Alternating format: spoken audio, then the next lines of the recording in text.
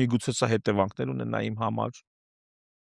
Բայց իրանք պիտի զգան, իրանք ներվերը պիտի այդ հոսանքը զգան, որ մեր այստեղ այնքան է կուտակվել, որ տարիներով ասենք չես կարում դու գիշերը նորմալ քնես, չես կարում հանգիստ նստես, ամեն ինչ ունես երջանիկ լինելու համար, տենց էլ չես կարում